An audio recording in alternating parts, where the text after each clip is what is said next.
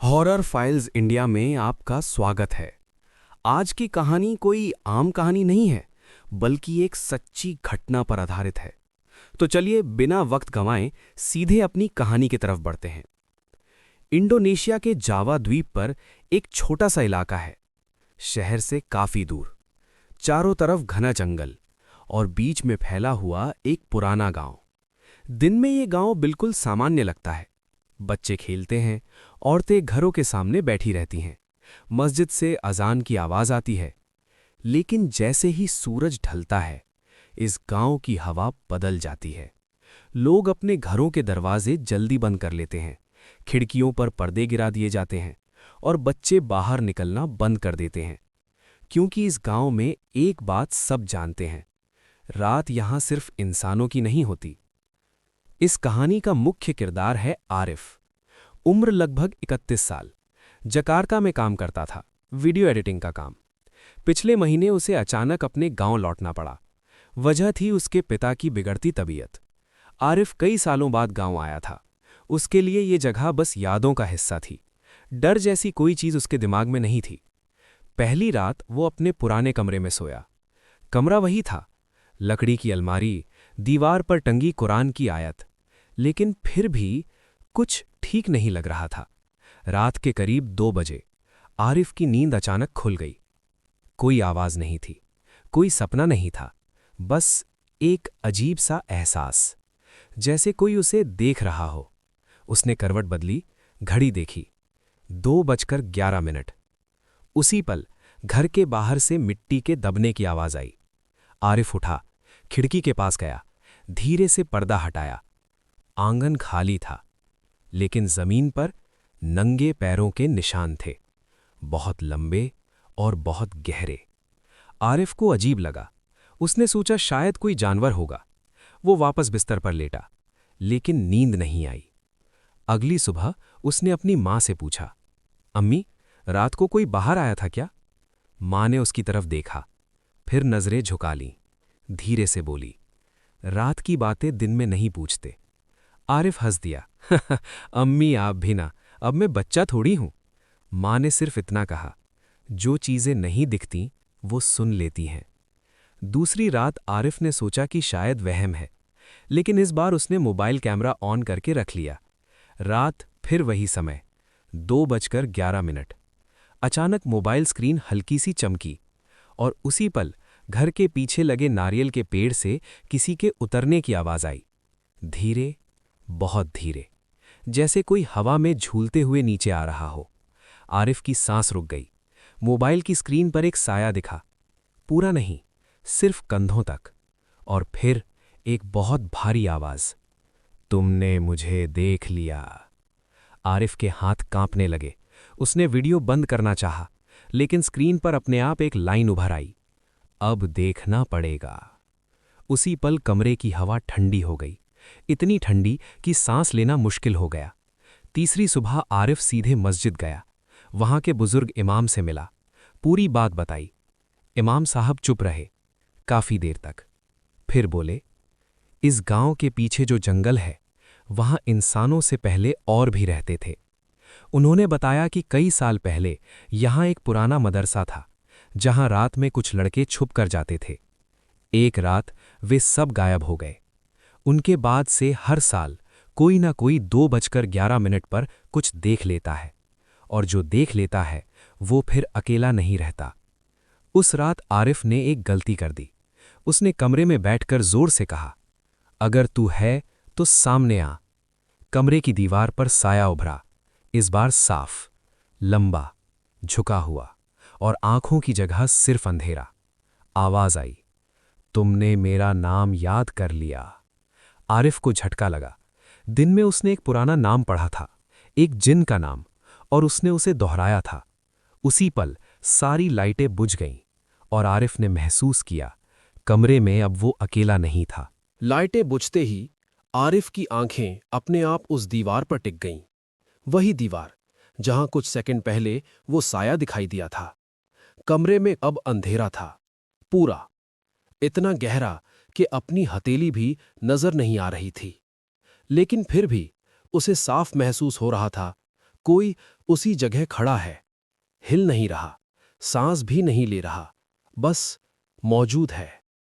आरिफ ने धीमी आवाज में कहा, तू कौन है? जवाब तुरंत नहीं आया।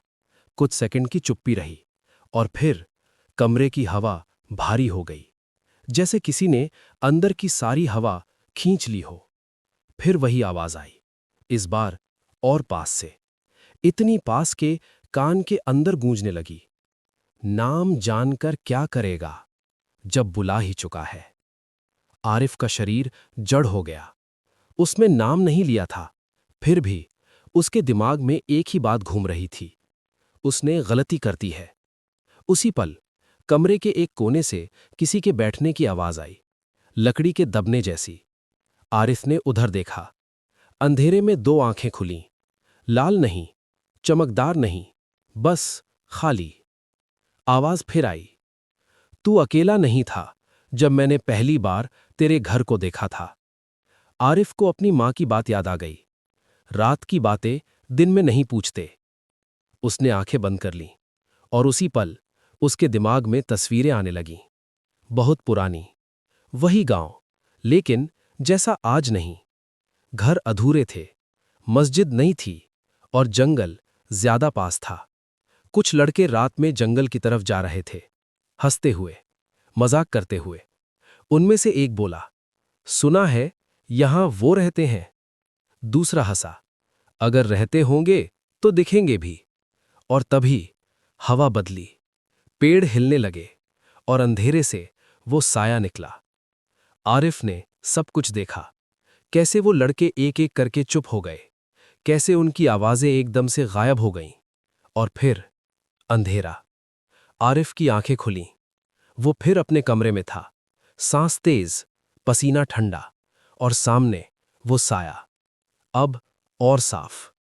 उसका शरीर पूरा दिखाई नहीं दे रहा था, बस ऊपरी हिस्सा, और चेहरे की जगह एक गहरा साया। आवाज आई, उन्होंने भी मेरा नाम लिया था। आरिफ का गला सूख गया। उसने हिम्मत करके पूछा, तू जिन है? कमरे में हंसी गूंजी, भारी, गहरी। नाम दे देने से सच बदल जाता है क्या? उसी पल आरिफ की अलमारी अपने आप खुल गई। अंदर रखी पुरानी किताब जमीन पर गिर गई, वही किताब जो उसके दादा छोड़ गए थे। आरिफ ने कांपते हाथों से किताब उठाई। एक पन्ना खुला हुआ था, उस पर लिखा था, जो बुलाए और न जाने वो साथ ले जाया जाता है। आरिफ की सांस अटक गई। आवाज फिर आई, अब तू जानता है। और उसी पल कमरे का दरवाजा अपने आप बंद हो गया, जोर से। कुंडी अंदर से लग गई। खिड़की के बाहर पेड़ हिलने लगे और मस्जिद की तरफ से बहुत धीमी अजान की आवाज आई। लेकिन वक्त अजान का नहीं था। घड़ी देखी, 2:11 AM। वो साया धीरे धीरे आरिफ की तरफ बढ़ा। हर कदम के साथ कमरे की हवा और ठंडी होती गई। आवाज बिल्कुल पास थी, अब तेरी बारी है याद रखने की। आरिफ ने पीछे हटना चाहा, लेकिन उसके पैर हिले नहीं, और तभी उसके कान में आखिरी बात कही गई, कल तक तू भी किसी की कहानी होगा। आरिफ की सांसें तेज हो चुकी थीं। सीना ऐसे ऊपर नीचे हो रहा था जैसे किसी ने उस पर भारी बोझ रख दिया हो। कमरा अब सिर्फ अंधेरा नहीं था, कमरा जैसे सांस ले रहा था। दीवारों से ठंडी हवा निकल रही थी, जमीन के नीचे से कुछ सरकने की आवाज आ रही थी। आरिफ को अपने कानों में एक से ज्यादा सांसें सुनाई दे रही थीं, लेकिन कमरे में कोई दिखाई नहीं दे रहा था। वो साया अब सामने नहीं था, लेकिन उसकी मौजूदगी पहले से ज्यादा साफ थी। आरिफ को ऐसा लग रहा था जैसे कोई उसके पीछे खड़ा है, बिल्कुल पास, इतना पास कि अगर वो पलटे तो टकरा जाए। आरिफ ने हिम्मत जुटाकर कुरान की आयत पढ़नी शुरू की। आवाज कांप रही थी, लफ्ज टूट रहे थे, लेकिन उसने पढ़ना नहीं छोड़ा। पहली आयत पूरी हुई, कमरे की हवा थोड़ी हिली। दूसरी आयत, लकड़ी की अलमारी अपने आप कांपने लगी। तीसरी आयत, कमरे के कोने से बहुत धीमी हंसी आई। तू देर से पढ़ रहा है। आवाज अब पहले से भारी थी। अगर पहले पढ़ता तो शायद आज यहां नहीं होता। आरिफ की आंखों के सामने जमीन पर काले निशान बनने लगे, जैसे किसी ने अंदर से जमीन को नोच दिया हो। उसी पल उसकी मां के कमरे से दरवाजा खुलने की आवाज आई। आरिफ चिल्लाया, अम्मी, बाहर मत आना। लेकिन कोई जवाब नहीं आया, बस पैरों के घिसटने की आवाज। आरिफ का दिल डूब गया। वो दौड़कर मां के कमरे की तरफ गया। कमरा खाली था, बिस्तर अस्त व्यस्त और दीवार पर नाखूनों के निशान। पीछे से आवाज आई, तूने मेरा नाम लिया, अब सब मेरे हैं। आरिफ पलटा। इस बार वो साया पूरा सामने था, शरीर आधा झुका हुआ, हाथ जमीन तक लटकते हुए। पैर जमीन को छू नहीं रहे थे, चेहरे की जगह बस अंधेरा। लेकिन उस अंधेरे में दो आंखें खुलीं, बिल्कुल करीब। आरिफ पीछे हटा, पीठ दीवार से टकराई। अब भागने का कोई रास्ता नहीं था।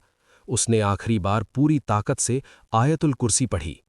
कमरे में तेज हवा चली, खिड़कियां जोर से हिलीं, दीवारों से धूल झड़ने लगी। वो साया पीछे हटा, पहली बार, और तभी मस्जिद से फज्र की अजान शुरू हुई। अजान की आवाज जैसे ही कमरे में पहुंची, हवा बदल गई। साया पीछे हटता गया, धीरे धीरे, और जाते जाते आखिरी बात बोला, नाम याद मत करना, वरना अगली बार मैं अकेला नहीं आऊंगा। और फिर कमरा खाली। सुबह आरिफ बेहोश हालत में मिला। मां सुरक्षित थी, घर में कोई टूटा फूटा नहीं था। लेकिन आरिफ की आंखों में अब पहले जैसी नींद नहीं थी। कुछ दिनों बाद वो गांव छोड़कर जकार्ता लौट गया। लेकिन आज भी इंडोनेशिया के उस गांव में लोग कहते हैं कि 2:11 के बाद अगर कोई उस घर के पास से गुजरे तो उसे लगेगा कोई पीछे खड़ा है। और अगर आपने मुड़कर देख लिया तो शायद आप भी किसी कहानी का हिस्सा बन जाएं। आज की कहानी यहीं खत्म होती है। उम्मीद है आपको वीडियो पसंद आया होगा, तो वीडियो को लाइक जरूर करें, हॉरर फाइल्स इंडिया को सब्सक्राइब करें और बेल आइकन दबाना ना भूलें। हम फिर मिलेंगे एक और डरावनी कहानी के साथ।